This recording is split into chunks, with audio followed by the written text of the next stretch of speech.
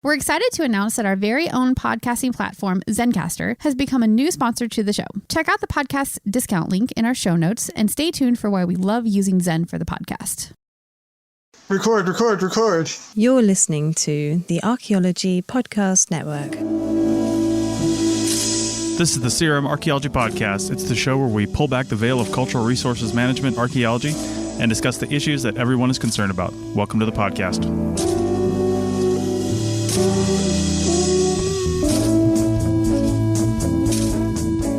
Hello and welcome to the CRM Archaeology Podcast, episode 170 for August 14th, 2019. I'm your host, Chris Webster. On today's show, we talk about CRM in the UK and the end of the world and a bunch of other things. So get your passport ready because the CRM Archaeology Podcast starts right now.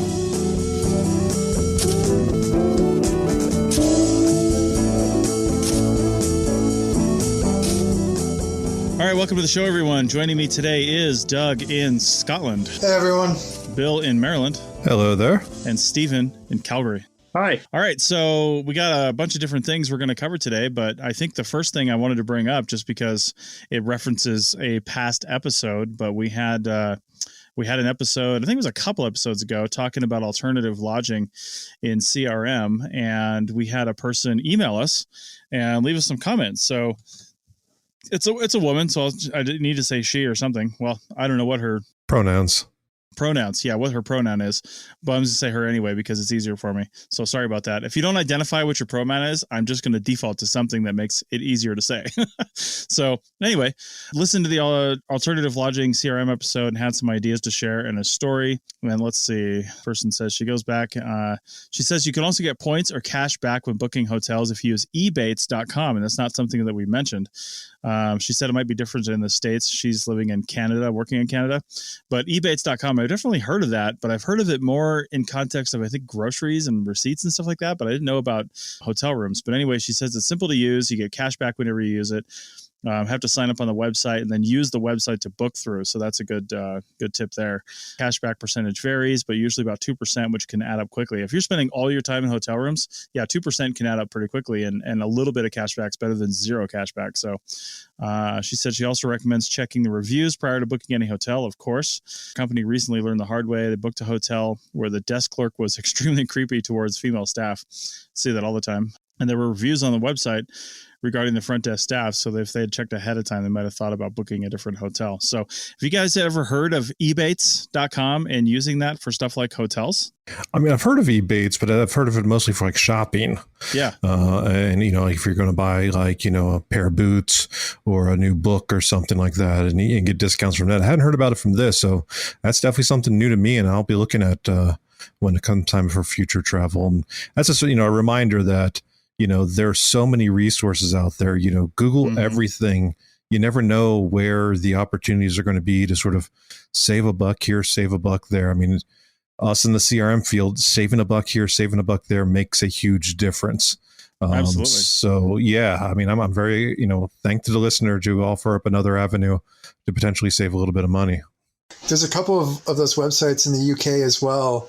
There's like Quid something, but I'm sure almost any country. Quid pro quo. Yeah. No, it's like Quid Pro or something. Like it's almost like that. But it's because, slang in the UK for a pound is a quid. So it's like quid something. Almost. Yes. Probably, and the British love their puns. So I think it is like quid quo or quid pro or something pretty close to that. But actually, I can't remember from our the episode was a couple of weeks ago. Did we actually even talk about, do we even get into credit cards and like points for like airline points and stuff on credit cards or anything like that? I think we talked about like in general collecting points, but I'm not sure if we even like went into the specifics of credit cards. I think we ran over it pretty quickly near the end. I think it was mentioned, and that's one thing I was going to mention as far as this eBates goes and hotels.com and all those things. And like Bill was saying, anytime you can save something or collect something is the best. And I think, Doug, what you're bringing up is a really good point. If you're booking a hotel anyway and you're getting per diem, you have to really discipline yourself for this because it can be easy to just book your hotel on a credit card and then take that per diem and like free money and then like go to town on it, right? But if you're booking your hotels with a credit card, whether you're using Ebates or hotels.com or whatever you're using, I mean, paying at the front desk, everyone takes credit card. If you're getting points off of that, and then you're getting points from the site you're booking on for the hotel, and then you can take all that and turn it into, whatever you can turn it into. That's another thing you have to look at is, what are your points actually worth? Are they worth airline tickets only, or are they worth cash? Are they worth, what are they worth, and where can you spend them? Because if they're worth a lot, but you can only spend them in one location, then they're not worth a lot at all. And I think it goes down to, again, something Bill was saying, combined with Doug, is it's about maximizing what you're saving, and points are savings, whether you look at it that way or not. Points are as good as cash, not a lot of cash, but they're as good as cash. So points are saving money. And sometimes you got to double up on all this stuff. Like, let's say you go to Ebates. Maybe you don't get the best rate on the hotel, but maybe you get a really solid multiplier on, say, airline points or something with your, with your credit card. So maybe that's worth it for you. But maybe you get a better deal on hotels.com and you want to go there for the hotel. And then maybe you're using a card that, doesn't give you as many points on the airline or the hotel or something like that, but you got such a good deal through going through hotels.com that offset is working. But it doesn't make a lot of sense to go someplace like a website where maybe the hotel is more expensive, but you're not, you're not getting enough points off of it. So I think you can always at least double dip once, whether you're using a discount booking site, and paying for it with a card that gives you points, or like on hotels.com. And I don't know how Ebates works, but on hotels.com, you can triple dip. So you can get a good rate. If you're high enoughly rated on hotels.com, you get better rates the more you use it. But also you get the buy 10 nights, get one free thing. And we talked about that, so I won't go into that anymore.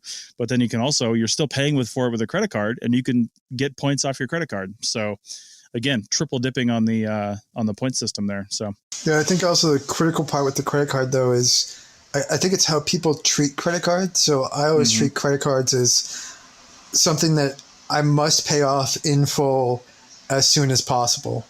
Yeah. And actually sometimes I even almost use it like a debit card, where in the sense of I'll buy something with the credit card, and then I'll immediately go, and as soon as it pops up on my bank account statement, I pay it off. Because, I think you could easily lose whatever savings you're making off of hotels or any of these sites. Interest. Or, basically interest. If you're not paying that off and you're actually paying interest, you're not making any money. You're probably actually losing money. So it's a bit of a you have to be really disciplined to be able to use a card for points, I think.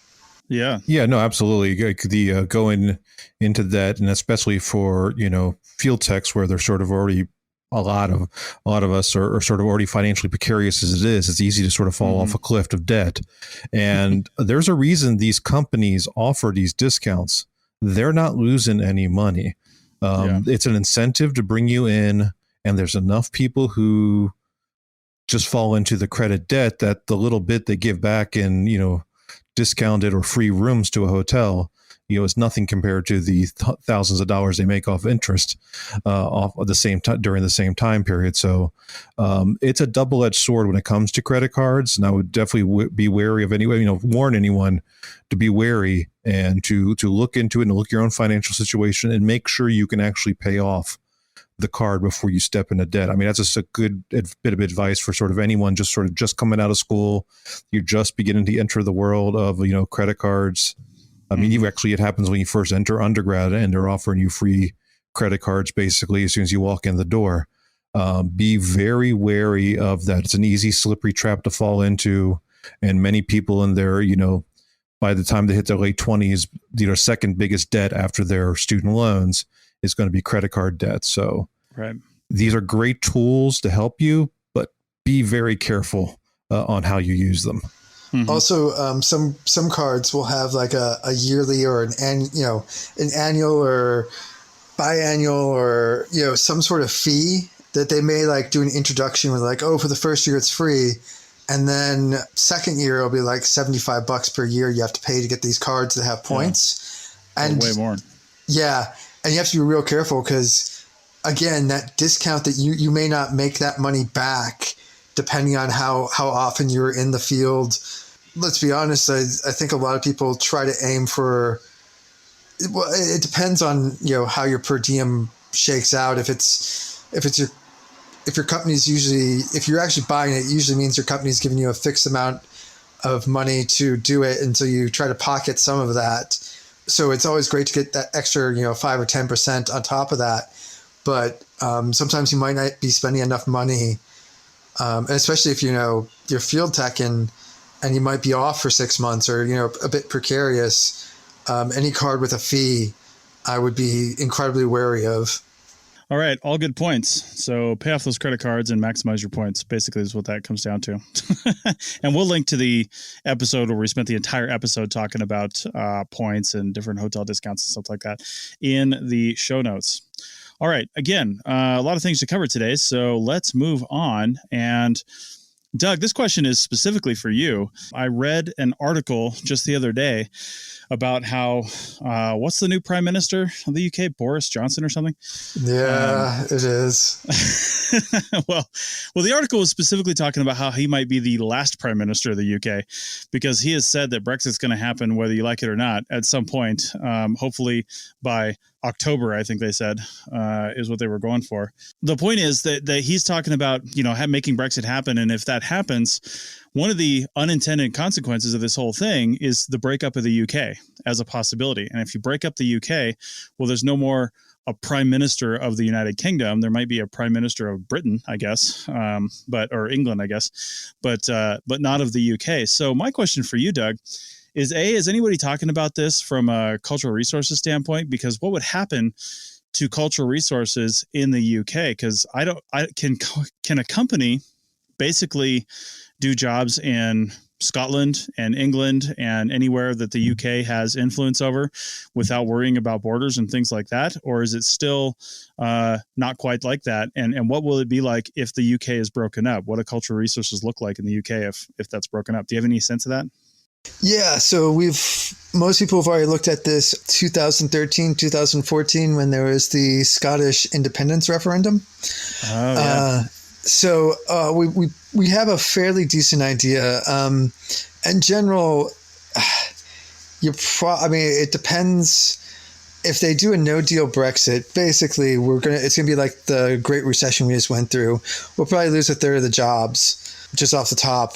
If the UK does break up, it's an interesting system where the UK has traditionally been incredibly centralized, like a ridiculous level of central government. And they've only started to work into devolution in the last 20 years, which has created a bit of federalism and then some weird stuff. So Scotland has always had separate laws. So even after they did the Union, right, there was Scottish law, and England and Wales. And so actually, if it broke up, the prime minister would probably be the prime minister of England and Wales. Wales is not part of the United Kingdom. It's part of England. It didn't get a say in the unions. And so Scotland basically has almost the same cultural resource management laws as the UK. So if there was to be a break part of the UK, not much would change because most of the laws and regulations are both separate but pretty much identical. There's some slight differences between them, but basically there'd be that. The harder part would be a lot of companies work cross-border now. So a lot of the Scottish companies, basically have offices in England. Actually, I don't think any of them have Wales. Wales is a bit different, but most of them have offices there, and that you'd suddenly have all sorts of issues, and no one's quite worked out how that would work, how that would happen. Potentially, Scotland would join or stay in the EU, and you would then have to have a hard border. But it's this weird thing that you could do. So there's a common travel area. So actually, at the moment. So any Irish citizen can go and work in the UK, and this will continue regardless of what happens with Brexit. And so there's no border checks. There's no, basically when you fly into either the UK or Ireland, you go through border control there, and you do it for both countries. And so flights, there's no passport check between flights between Ireland and the rest of the UK or ferries or anything like that. So potentially Scotland might stay in that sort of common travel area. Maybe, I don't know, Brexit creates this whole issue. Basically, it's a whole mess. Sorry, that was about 5 minutes of me yammering on to say it would be a horrendous mess for moving people across and services across borders. And it would be a disaster for the economy. But in a sense, the regulations would pretty much stay the same. Okay. And so you'd still have it. So I've always had a question in terms of like what influence the EU has with regards to cultural resources, like if it falls under some sort of overall environmental management planning. So actually, there is a bit of environmental regulations, but that's not affected. The main sort of treaties tend to be Council of Europe treaties, which is not the EU. So the Council of Europe is basically 55 countries, 50-some countries, includes things like Russia and Belarus, and that's basically everyone. It's a much looser organization, and those are the main sort of international treaties. So there's the Faro Treaty, which is one on basically public engagement and cultural resources. And that is signed by a bunch of countries, not necessarily all. I have to go look it up, but I don't think it's all EU countries. So that's not there. And then the other important one is the Valletta Treaty, named after the city in Malta. And that one actually requires the signatories to basically set up a CRM, a system similar to how it is currently in the UK and how it is in the States, where cultural resource management is in the sort of planning phases of construction, and it's handled that way. And that's a treaty signed, I think it's between about 15 and 20 countries. And again, it's outside the EU, so it wouldn't be affected by Brexit at all. There are international treaties that the UK has signed up to, but they're outside the official sort of EU channels. So in a sense, that cultural resource management is not affected by Brexit, though there's some other small, like farming regulations and other more aimed for natural heritage, your biologists and stuff like that, and your ecologist, that also slightly touches on a bit of cultural resource management as well. So it's not complete, but for the most part, Brexit will not affect any of the laws. It will affect a ton of the funding. No, that sounds cool. I was definitely worried about that, or wondering about that at least. And they're legally binding laws. So the UK basically has to keep a version of their current system because it's outside the EU. Though when it becomes sort of Thunderdome and people are freaking out because there's no food and no medicine, it's not going to be very high on people's priorities. Right. Okay. Well, that's a nice sobering thought to take a break on. So let's do that. And we will come back on this random episode of the CRM Art Podcast in just a minute. Chris Webster here for the Archaeology Podcast Network. We strive for high quality interviews and content so you can find information on any topic in archaeology from around the world. One way we do that is by recording interviews with our hosts and guests located in many parts of the world all at once. We do that through the use of Zencastr. That's Zencastr. Zencastr allows us to record high quality audio with no stress on the guest. Just send them a link to click on and that's it. Zencastr does the rest. They even do automatic transcriptions. Check out the link in the show notes for 30% off your first 3 months, or go to zencastr.com and use the code CRMARC. Looking to expand your knowledge of X-rays and imaging in the archaeology field? Then check out An Introduction to Paleoradiography, a short online course offering professional training for archaeologists and affiliated disciplines. Created by archaeologist, radiographer, and lecturer James Elliott, the content of this course is based upon his research and teaching experience in higher education. It is approved by the Chartered Institute for Archaeologists as 4 hours of training. That's in the UK, for those of you that don't know. So don't miss out on this exciting opportunity for professional and personal development. For more information on pricing and course structure, visit paleoimaging.com. That's PALEO imaging.com, and look for the link in the show notes to this episode. All right, welcome back to the CRM Archaeology Podcast, episode 170. And right at the end of the last segment, you guys were talking about the end of civilization as we know it and what would happen to cultural resource management. And I got to tell you, we were talking about this on the break. My thoughts on that are, well, it actually depends on how did the civilization end? Like, are we, basically fighting for survival here? Or is it like, I don't know, we're all third world countries now. I mean, what level of civilization ending are we discussing? Because brought up on the break that throughout time, people have saved things. And obviously we have structures like in Egypt that are 5,000 years old. So throughout various civilizations coming to a quote end, which really that just means people moved out and they went somewhere else. I mean, let's be honest. But those structures are still here. Also in this country, in the United States, there's plenty of things that have been around for thousands of years. And the people that created them are no longer here. South America, same thing. China, same thing. So things have been around, but that's not, I don't think, what we're talking about here. To me, it's like, if you've seen the show The 100, I think, where I think there was probably some nuclear disaster and they ejected a bunch of people into space and they were living up there for a long time.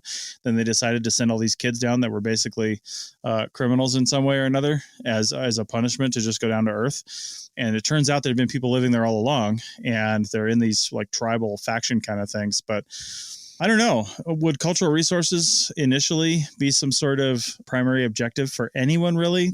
Probably early on, people trying to save the society, but should we have something like the seed vault for all of our cultural resources? What do you guys think? I don't like to think of it as like a seed vault. I'm much more of a foundation sort of person. So, Sure. we get Harry Seldon to show up and I don't know, somehow use the power of social sciences to preserve all known history somehow. Yeah. Really, I think that like if there is a point where like basically like the legal system collapses, right? Right. And thinking about civilization in those terms. So if the processes that we have set up to do reviews and get approvals and stuff like that, like that's probably in a apocalyptic sort of setting that's probably going to be gone. So in that respect, there won't be like a review process, right? On the other hand, I think that there's a very good chance for something along the lines of community archaeology or, community history, where as the people involved with our setting, our surroundings and stuff like that, we will interact and I don't know what the correct word is, like memorialize, commemorate, Sure.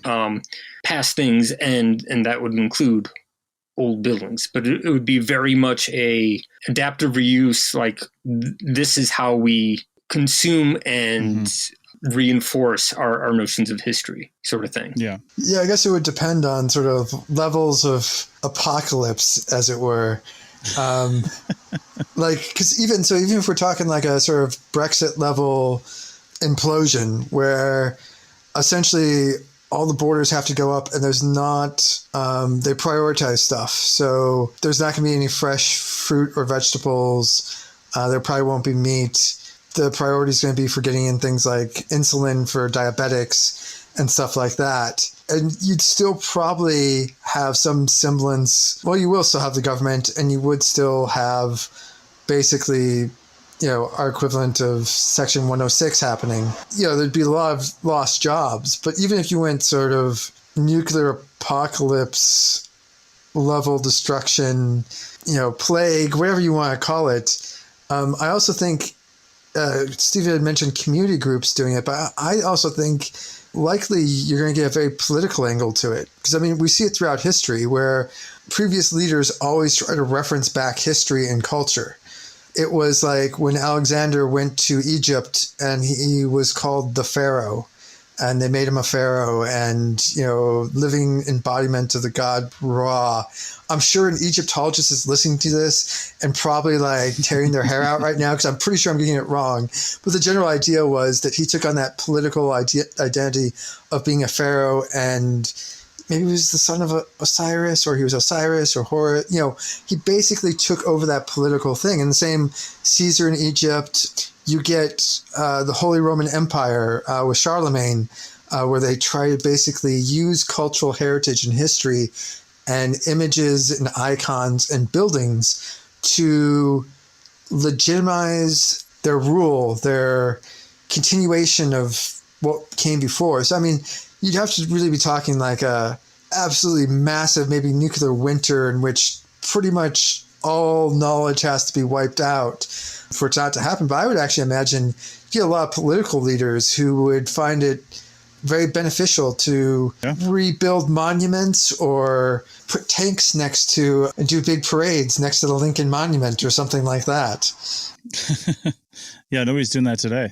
So yeah, I mean, I think at the core, it's something very human to want a history, to want to have a connection, that there was a beginning and you're part of a chain of things. So we are always going to tell our stories of the past, even if the civilization is, wiped out completely, whether it's a family wanting to speak about its genealogy. And at some point in genealogy, it turns into myth and stuff. And what first and foremost, why is archaeology and history important? Because it helps tell the story of who we are today. It's always a product of the people in the present, assuming their identity by their interpretation of what they perceive the past to be.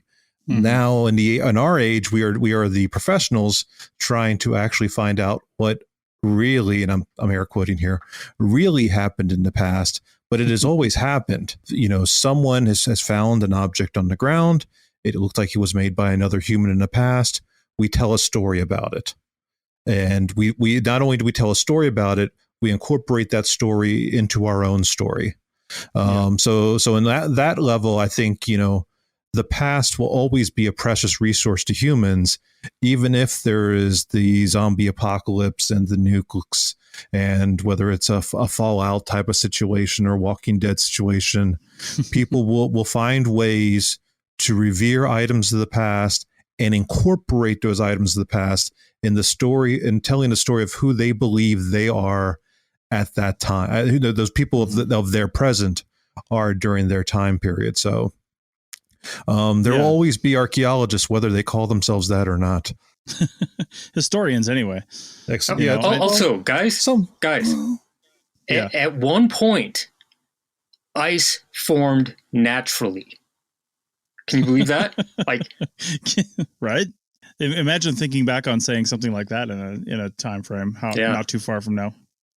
Right, and not having to get fired just by waiting for the occasional lightning strike to let a tree on fire, gathering up those embers and working that for the next 3 weeks until it burned out, and then you have to go run across. There's a book on that in a movie. I know, right? Well, here's the thing. We're being a little bit. I hope we're not being a little bit idealistic, because I think you guys are right. If there were catastrophic end of the world kind of stuff, not just like the collapse of a single government, even if that's the United States, for us that would suck, but we would move on, right?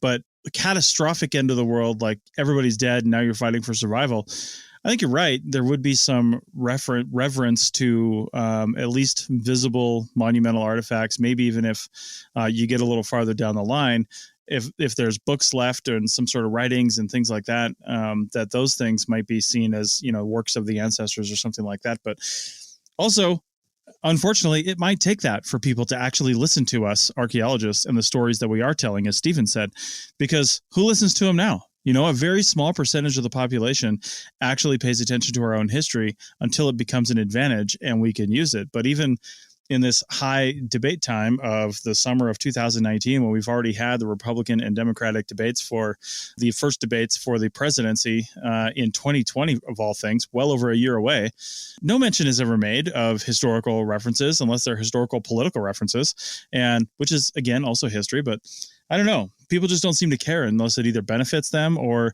in some case of like an apocalypse, when you're like trying to cling on to any little sliver of your own humanity. But hopefully it doesn't take that moving forward, Except for our dear listeners, you all are the informed. Exactly. You are the important people. That's why you're here. Pat yourself in the back unless you're driving. Wait till you're in a safe spot then, and then pat yourself in the back, because you are the ones who are going to help keep the civilization moving. So thank you. Well, good work. what would that look like? So, in a sense of, I actually sort of, surprise, Chris, I might disagree a little bit with you. I expected that. Yeah, but like, I guess my question would be, so I actually sort of think lots of people are listening and paying attention, but maybe I have a different definition. So, like, Chris, what would be your imagination, or not your imagination? I guess what do you think would? Can you describe? Sorry, I'm butchering this question. Can you describe for us, like, what you would want to see in your vision of people like paying attention to us or to history and stuff? Well, I think in its simplest terms, just from a CRM perspective here in the United States, is people's willingness to throw a little bit more money at this stuff, and it has nothing to do with pay scales or anything like that. It's just we're always, it's difficult for us to work usually at the pay scales that we're working at, but it's and part of that is because we're dealing with the lowest bidder situation and those sorts of things when we're working on government projects. But I guess my thought is, people would be not necessarily, it's a little bit naive to think they'd be more than happy to pay more than they are paying now for CRM projects and for the dissemination of that sort of information. But right now, it really is a pure business decision with no thought towards the historical implications of what we're doing. And again, I understand that from a business standpoint, but people do stuff because they're regulated to do things. If people didn't have EPA regulations, they simply wouldn't do them because they're too expensive. If people didn't have Section 106 and other cultural resource regulations, they simply wouldn't do them because it comes down to a pure financial decision. But I'd like to see something more ingrained in the public's head where they're like, you know what? I understand that there's a public benefit and a public good to doing this, and I'm going to use my company resources to do that. I know that that's idealistic, but some version of that would be nice to see, because a lot of times we're given just enough money to complete the project, but not enough money to really do anything with that information. Like maybe writing a book or presenting at conferences should actually be built into these things so the information can be put out there, but it's just never done. So I see both Stephen and Bill waiting to chime in. Go ahead. Yeah, I think this goes back to sort of what I was saying earlier about people like to tell the story, use the past to tell the stories about themselves, and I think that's unfortunately where we're sort of conflicting right now. Is that we are, us as scientific archaeologists or humanities archaeologists are trying to tell the story of the past, irregardless of our current present. We're trying to, like, as best we can, see the past as it was, as it presented during that time period. And unfortunately, our paymasters and those who would actually care, and governments, want to tell the story that works for them in their present. And they're not interested in that. So that is the inherent conflict on here. We are the advocates for the past, and the people of the present aren't necessarily interested in that. And I think that right there reads into your, I could hear your frustration and rightful frustration. We should be mad. We should be yelling at this. It's like, we are the advocates of the past, and that's arrogant to say. It came out of my mouth, and I guess the most hubris thing to come out of my mouth is, who the hell am I to say I'm the advocate of the past? But in some way we are, because they are silent. And if we don't speak up for them, who are? They've already been ignored. In some cases, some of these peoples, they were ignored during their lifetimes, and they are now being ignored again once we are able to uncover their resources. So we should, we as heritage professionals should be kind of mad and angry and yelling to say, pay attention. These people mattered. What they did mattered. And it doesn't fit into your political or social narrative of today, but these people matter. So yeah, I get that. I'm ready to start charging the barricades now. Time to invest in Pitchfork futures, I think. I feel like part of the problem, and it kind of gets reflected in the way like the National Register criteria are set up, is that we're, being archaeologists, we're very much focused on the data aspect, and of the criteria. Criterion D is like the least personal It really doesn't tie into like our stories about ourselves. Who are the important people in our past? Who are the people who made us the way we are today? What are the events that shaped our communities? What is the look and feel of our past? Those are the other three criteria. Those are great. Like those have a story that attaches to me, and maybe every single instance applies to every single person, but it applies, and you can relate it back to the community at large, and expand on that by talking about the people with no voice. But very much the way that at least the archaeological process is set up, it's very much focused on, hi, I've got spreadsheets. Look at all the rocks we counted. You can tell where we were in the lithic reduction sequence based on this pivot table here. What does that say about us? What does it say about the communities? I think that, particularly some First Nations communities like that sort of thing, because it is about them. It reaffirms what they've always known, which is like they've been there. It's like, hey, look, we were here. We were here thousands of years before you were here. So for them, it does become like a personal thing. But even there, it's like we're just starting to warm up to that, right?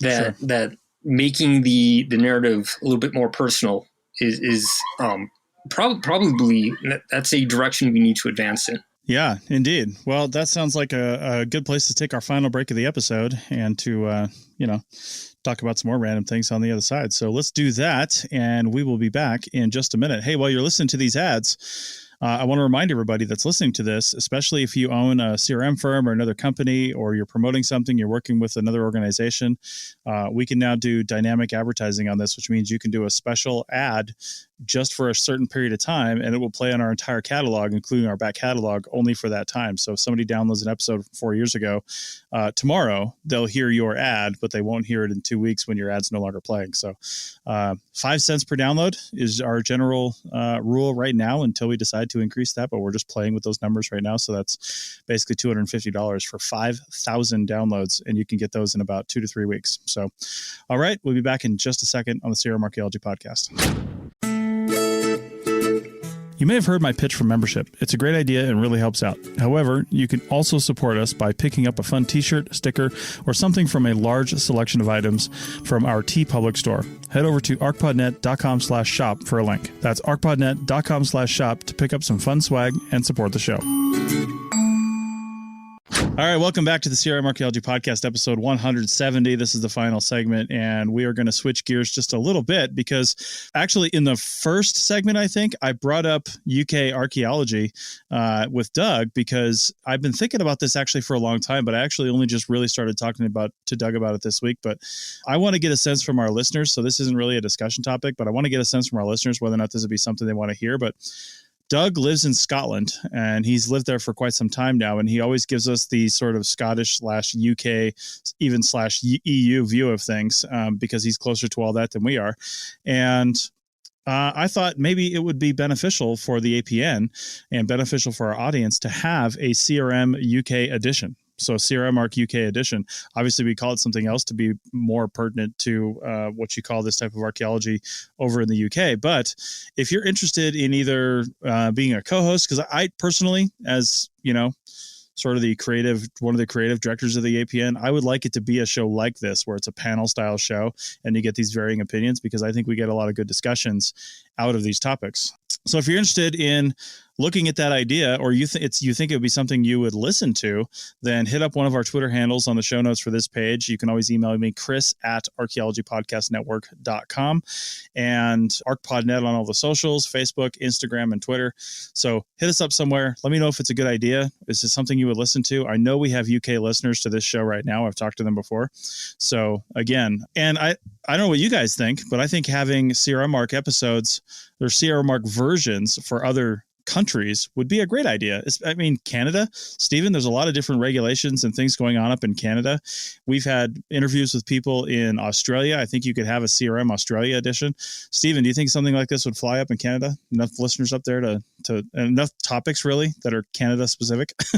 Well, that's tricky. Yeah.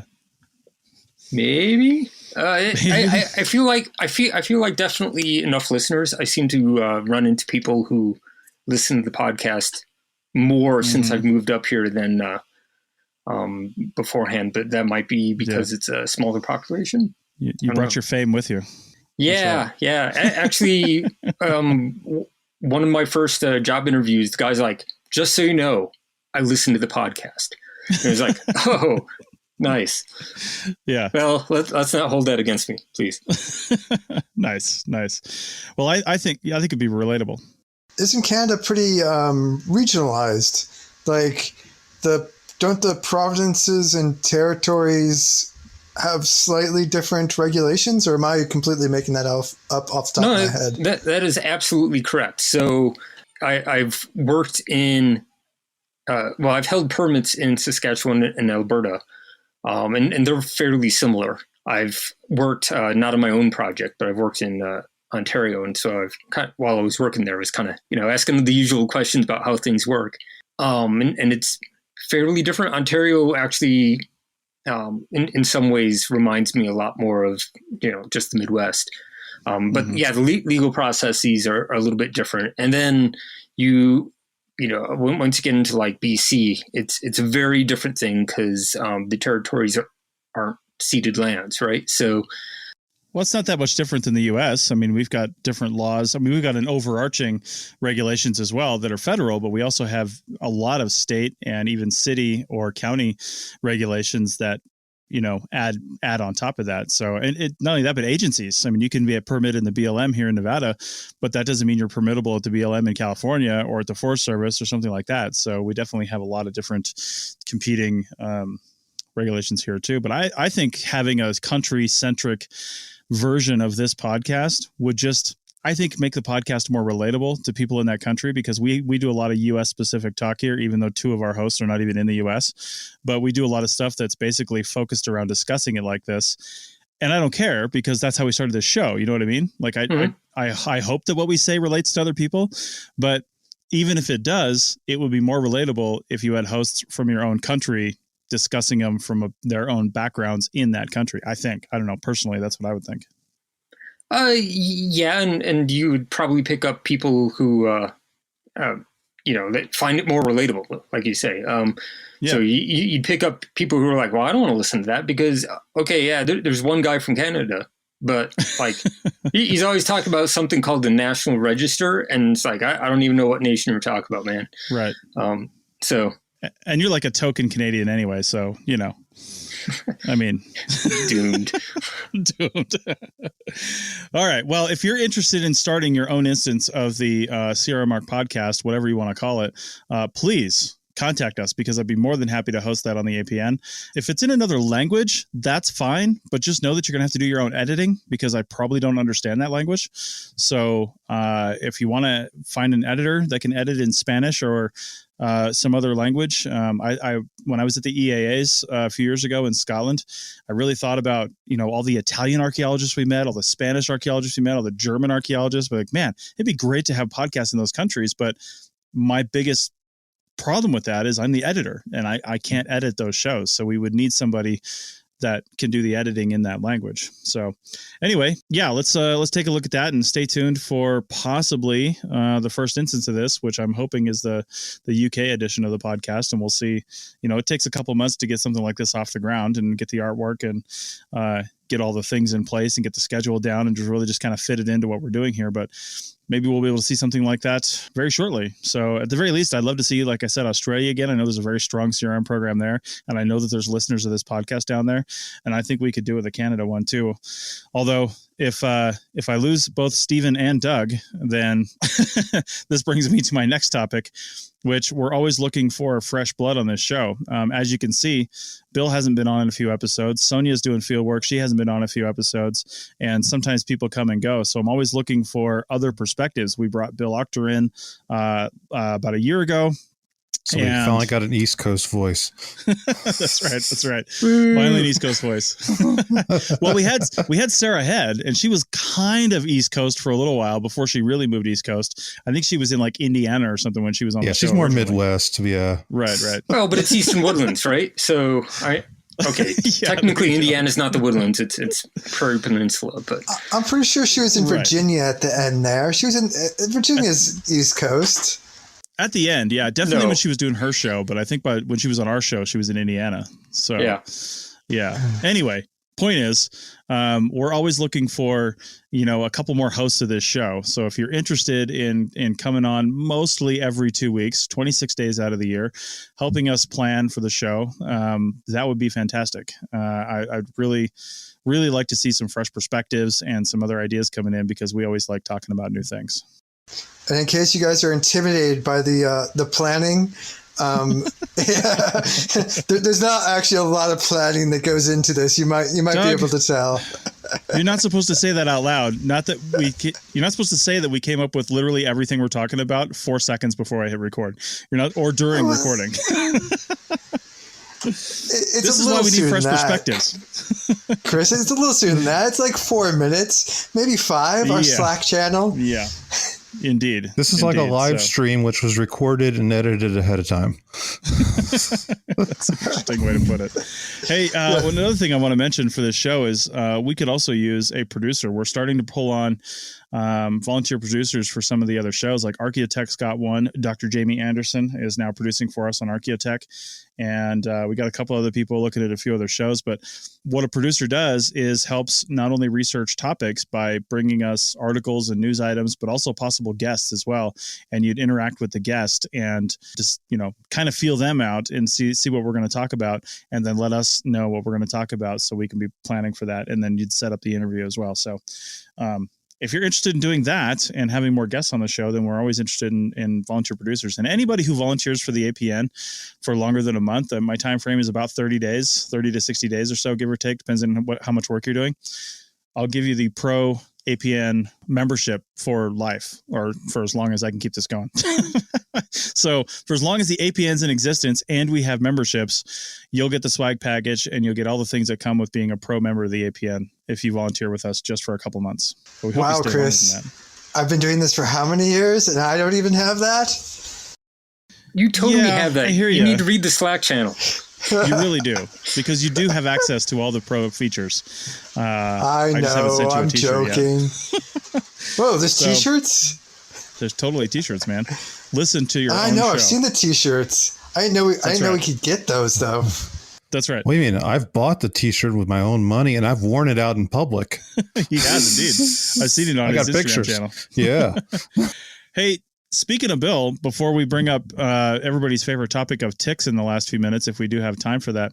Bill, hey, I wanted to use this point, and I didn't tell him I was going to do this beforehand, so I'm putting you on the spot. But Bill, you've got a couple other public outreach things you're doing, kind of focused around gaming. You want to pump those? Do you want to pimp those? So yeah, I'm sort of doing. I'm doing some sort of independent projects, mostly on YouTube and Twitch. I sort of started up a little sort of art collective called Archaeology. And a few months ago, we started speaking of live stream conversations without knowing what the hell we're talking about. It's a show called Still Digging. It's on every other Thursday at 8 p.m. on Eastern time on YouTube, with the next episode being, it should hopefully be the day after this drops, August 15th, if this show's dropping on the 14th. And we are also, which is a general topic. We talk a little bit about general archaeology, but then we step into the world of how archaeology and anthropology intersect with the world of role-playing games, tabletop role-playing games, video games, and so forth. And this is all leading to what happens on the opposite Thursdays on our Twitch channel, which is it's not officially starting until September. It's called Rituals and Rolls, and it's going to be a live play tabletop role-playing game. The first season will be focused on Dungeons and Dragons. We'll be playing the Dungeons and Dragons module, Tomb of Annihilation, and it's me as a dungeon master and 3 archaeologists spread out all over the place. One of them being actually Sarah Head, who was mentioned earlier, and this is a way for us to sort of explore the world by diving into it. So we're going to play the game, and then on the other talk show, we're going to sort of analyze it from the inside out as archaeologists. It's sort of taking a step of what Andrew Reinhardt's archaeogaming idea, which was focused initially on video games. We're going to try to dive that into the world of sort of tabletop games. So that's out there. That's also sort of its own podcast right now. It's a very loose thing. I'm just basically trying to take the audio from the live stream and put those up. Sure. So it's sort of weak. If it does get stable and if it does things to be good enough, it might be finding its way over here. With a better home once it gets cleaner. Sure. But it's sort of right now it is a small production because it's an experiment more than anything else. So that's why we haven't committed to anything sort of bigger or being attached to anybody bigger because it's an experiment. We're going to see if it catches, and once it catches, then we'll get more serious about how we're distributed and so forth. But the idea is it's a way to talk about archaeology to the public in a venue where they're at, because I'm always thinking like, what's the best way to do public archaeology? You have to go to where the people are. Twitch is a blooming sort of thing now among especially younger folks under 30. And they're consuming a lot of entertainment. They're not just watching people play video games. They're watching people talking. They're watching people playing tabletop games. It's a weird and interesting, wild world. And so I'm sticking my toe in it now to see if there's any interest in archaeology in that world, and if it is, we'll try to make it bigger and a better venue for public archaeology. Nice. Well, you mentioned Sarah Head. Definitely go check out her Archaeological Fantasies podcast. That's still going, although it's been on hiatus for a little bit, but she's doing YouTube videos because she's been watching America Unearthed and doing live reactions to it. I've actually been co-hosting with her on that on the last few episodes where we both were watching the show together and reacting to it. So check out the Archie Fantasies YouTube channel. Yeah, and she's pretty much Archie Fantasies all over the place. And if you're a new listener to the APN and might be confused looking at the website, the first 93 or so episodes of the Archaeological Fantasies podcast are actually on the APN. And then Sarah left the APN about a year ago to pursue some other things and go other directions and do some experimental things with this idea. And so she's continuing that. So just look up Archie Fantasies or Archaeological Fantasies and you'll find all the stuff about her. So I'm always happy to promote, even if it's not on the APN. It doesn't need to be. Not everything has to be here, but I'm always happy to promote public archaeology stuff like you guys are doing. Yeah, like one of the other main folks here at APN, Tristan, has put up some nice on his Twitter account as an archaeologist. A great resource of reaching out to sort of the entire sort of both Twitter and podcasting and other media community that archaeologists are involved with, both in the APN and outside of it, because it's a growing field, but it's still small enough that we all have to support each other because we're all trying to lift each other up. So I'm excited right now, and I don't know if that's the early days excitement, Chris. And after it's been 10 years, you're like, why the hell are we doing this? Yeah. Episode 170, CRM Mark podcast. Bill, I feel like the solution is total party kill. Like that's it. Well, rocks fall, everybody dies. We're done.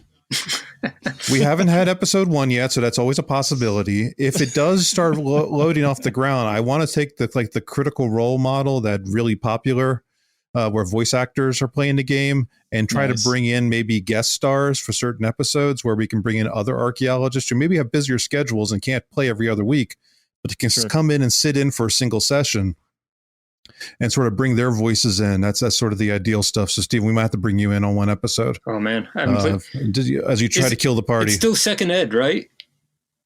No, we're 5th edition now. Yeah. Yeah. Dude, you could probably get Will Wheaton. He'll do just about anything for, airtime. We'll go for celebrities later. Absolutely, yeah, indeed. It's on the to-do list. Nice. Well, I don't think we're going to get to talk about ticks because, we might have to punt that to next time. Honestly, I think the tick thing, as a preview right now, I think it could be the entire episode. There have been enough stories that come out this summer and so many different directions on this tick thing to give you a little teaser. You have someone dying in New York from a rare infection. You had the entire conspiracy theory about ticks being a government biological weapon that had gone released in the public. You have the introduction of some of the relatively new species, the thing called like the tick clone from Asia. And things like that. And I have an article here about tick saliva. So I think we could dedicate an entire episode on ticks. And, well, if you want to drive down listenership, we'll just talk about these nasty bugs for an entire hour. Yeah, I saw something on Facebook the other day. It was a picture about why ticks are worse than like great white sharks. And it basically had to do with them being small and devious. I thought that was chiggers, which is a whole different subject. Right. You're right. That was chiggers. It's totally chiggers, right. And man. Oh, yeah. That's PTSD coming up right now. Yeah. Well, so if you've never had chiggers, consider yourself a very lucky human being. If you have my sympathies. That's right. All right. Well, we might bring up ticks later, like you said, but I got to say two things about that. First off, if they were a product of the government, then Spider-Man would kind of exist, right? Or some version of Spider-Man. So, because it would probably be radioactive or deadly in some way. It'd be the tick. But someone would get superpowers. Obviously, it'd be the tick. Obviously. Yeah, I forgot about that. It's the reason that one guy can be a shovel bum at over his 50, even though, his knees haven't fully become destroyed yet. That is a superpower. It is indeed a superpower. And then on a more serious note, I was just talking to a friend of mine who's not in archaeology, but his parents live in upstate New York, and his mom is battling Lyme disease right now. I mean, it's curable and treatable if you get it in time, but she's dealing with Lyme disease right now. So not a laughing matter there. So. All right. Well, I think that's the end of the CRM Mark podcast. So bring us your ideas for the podcast. If you're interested in hosting your own version of the CRM Mark podcast, let me know. If you're interested in hosting this show or being a co-host on this show, let me know. If you're interested in being a producer, let me know. So all the contact info is in the show notes, but you can always hit me up at chris@archaeologypodcastnetwork.com. All right.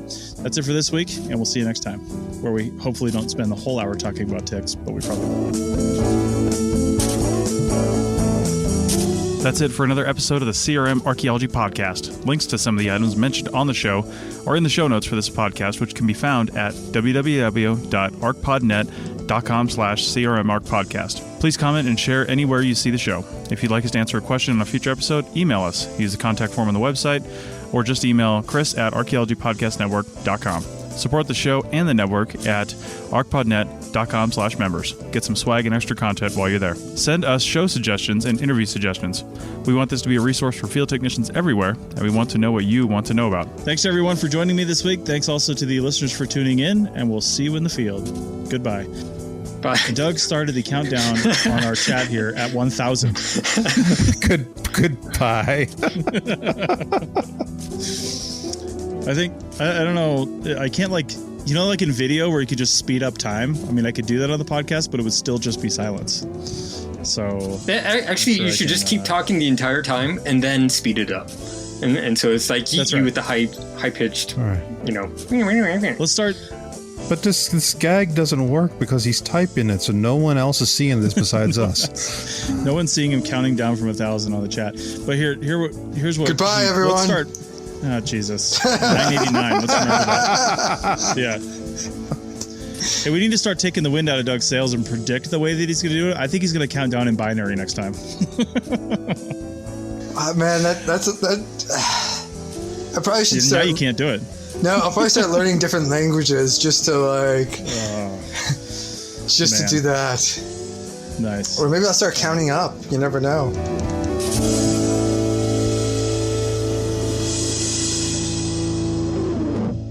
This show is produced and recorded by the Archaeology Podcast Network, Chris Webster and Tristan Boyle, in Reno, Nevada, at the Reno Collective. This has been a presentation of the Archaeology Podcast Network. Visit us on the web for show notes and other podcasts at www.archpodnet.com. Contact us at chris@archaeologypodcastnetwork.com. Thanks again for listening to this episode and for supporting the Archaeology Podcast Network. If you want these shows to keep going, consider becoming a member for just $7.99 US a month.